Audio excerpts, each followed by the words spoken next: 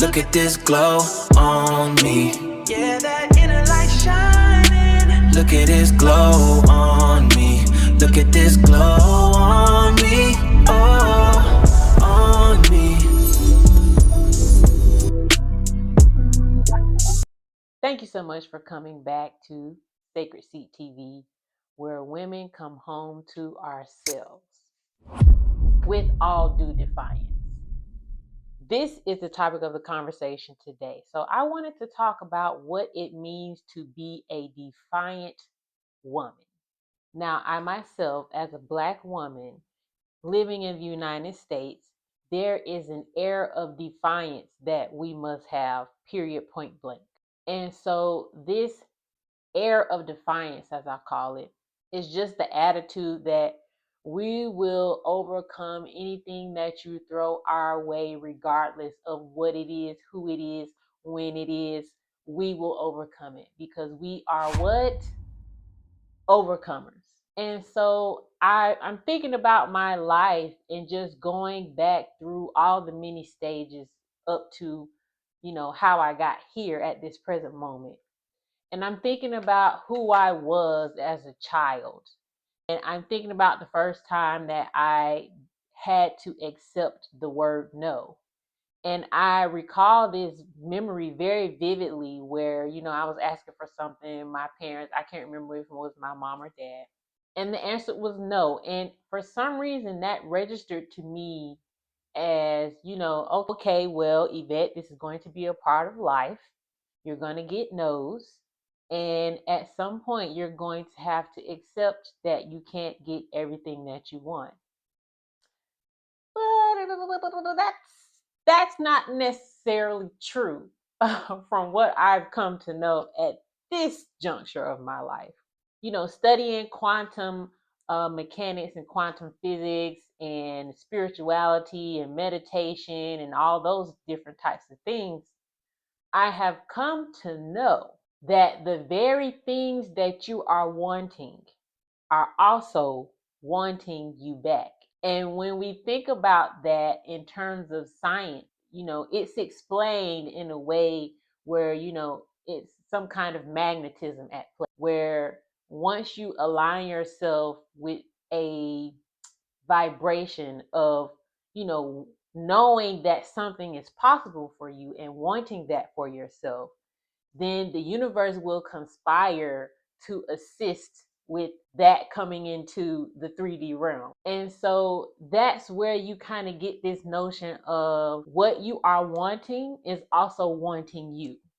The fact that you can fathom the thing that you're looking for coming to fruition in your life is the first step to understanding that it is so. And so it is. Growing up and, getting your hopes and dreams shot down over and over and over again, especially as a Black woman in this country, it slowly degrades your enthusiasm for life. But for a lot of junctures in our lives, we get to a point where there are things happening in our life and it makes us pause. Miss Jackson. And you have to sit with yourself and think about, okay, this is not going how I needed it to go. And so I probably need to pivot in another direction. So what is the new direction going to be now? And what do I want out of said new direction? And how fast do I want to get there? What work am I willing to put in to get there?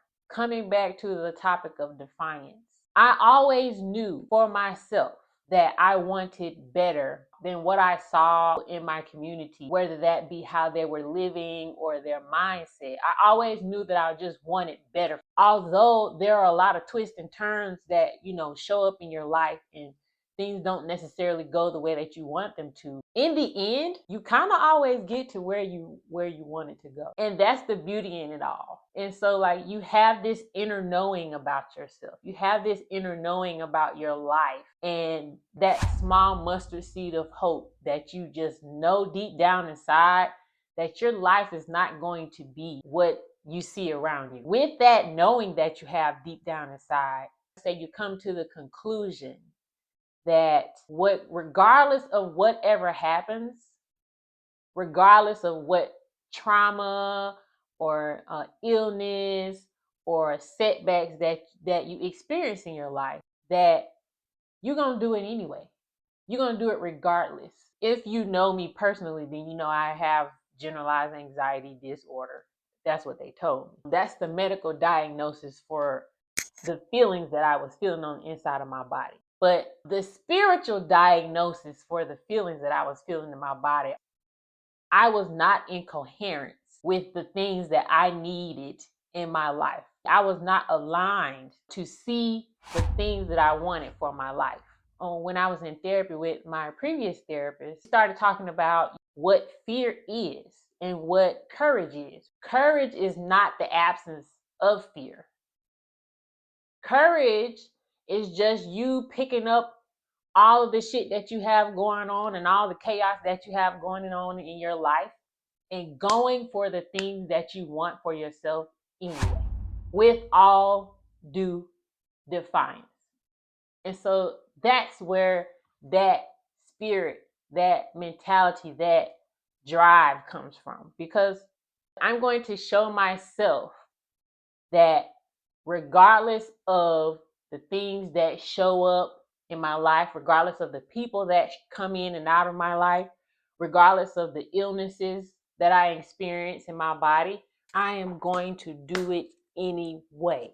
And so in that same vein of illnesses, we as women, especially in this country, hell, probably globally, are going to have to take up the reins when it comes to our health. We have a natural connection to nature for a reason. They call it Mother Nature for a reason. So if the medical industry just decides that, oh, the very creators of life on this planet aren't important enough to study to continue the human race, we are going to have to be defiant to take up the reins of our own health, mentally, physically, and spiritually. The other part that you have to realize is, as a woman, if you are able to learn something that will help benefit your life, it will also help benefit everybody else that you're around, because we are nurturers and givers by nature. But you first need to make sure that you start with yourself. People always say you can't pour from an empty cup. If the medical industry is trying its best to get money from us and not necessarily do things that actually benefit our health but are detrimental to it, then we as women need to make sure that we are taking up those reins for our family to, keep everyone healthy. Here in America, these people who are in charge of the medical industry could care less about what women have going on. And there are so many issues that we have going on here. There's no one here trying to heal it. So it's up to us. Get in them herbs, sis. Start learning how to make them teas and them tinctures and them salves so you can heal yourself and your community around. Because if ain't nobody gonna do it, it's up to us to do it. That might be a hard pill to swallow, but we all know that that's true.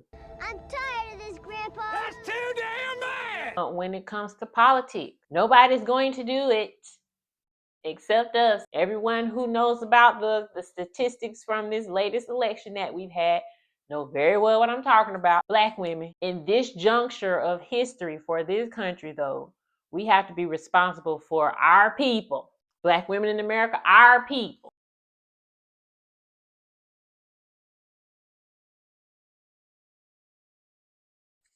Okay.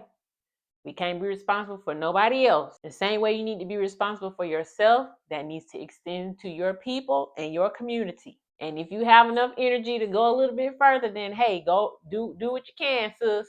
Rock on. For most of us, we don't have that. I myself included. Spiritually. Woo!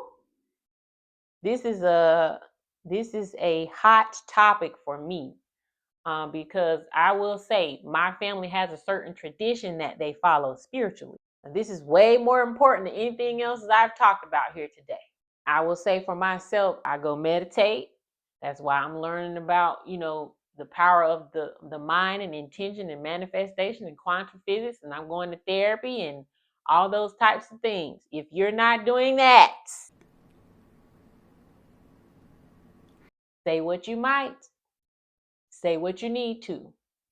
I don't care either way. In 2025, I had a spiritual awakening, and this is something beyond anything that I can even articulate at this point. Most of it is just a knowing that you have, especially as a woman. There are things that you know that you don't even know how you know. It's like, what? Make it make sense. It's not going to make sense. It's not supposed to. The divine feminine is returning. If you feel the calling, if you feel the inclining, if you feel the tingling to, research the things that you need to spiritually, there's more books out there than the Bible. You got the Quran, you got the Bhagavad Gita.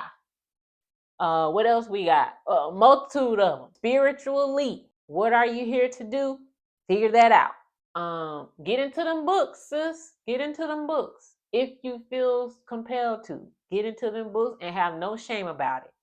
You are being called to do that for a purpose.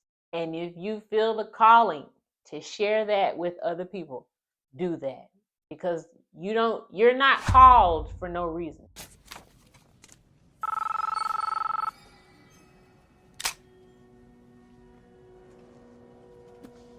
Hello? Universe not just butt dialing people, right? So you need to answer that phone when you get that call, okay? And you need to follow the instructions on that, what they tell you when you get there. Know and realize and understand that a lot of things in my life fell into certain places in the way that they did so that I could be who I am sitting in front of you today. I'm thankful. I'm thankful that I heeded the call. And 2, I'm thankful that I had eyes to see and ears to hear.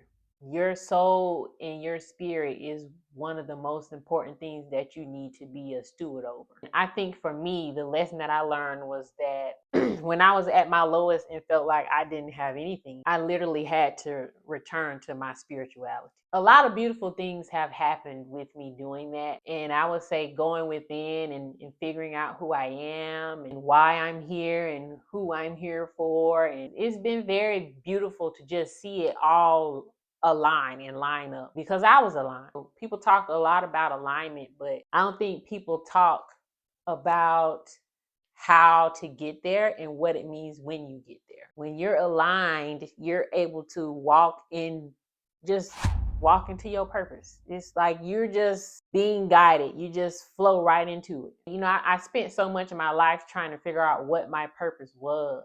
And it's not until I was at my lowest, where I didn't have anywhere else to turn but my spirituality, that I was able to figure that out. Unfortunately, it seems to be, based on what I've studied, that is the pattern. Iyanla's book, Acts of Faith. And there's a passage in here where she talks about peaking in the valleys. If you think about your life as far as like mountains and valleys, so the mountains are the high points and the valleys are the low points. And in those low points, if you do your work and you go within, then, you sit and reflect and figure out what happened and how did I get here? And then you find gold. You find treasure. That leads me to say, the things that are happening in your life are not to you. The terrible things that are happening in your life are not. They are for you. Thinking about defiance, a lot of that is just changing your perspective. Because if you are going to be defiant enough to say that the terrible things in your life are not happening to me, they're happening for me, you'll find some answers there. Or you'll find like a new direction to go. Or you'll find a little nugget that you can hold on to that can just help you get through. Be encouraged for everyone out there that you feel that you're struggling, you're having a hard time. Be encouraged, because if you sit quiet long enough, you'll start to figure some things out. And you'll start to figure out the next step to take, the next step to take after that, and the next step to take after that. So yeah, be defiant with all due defiance.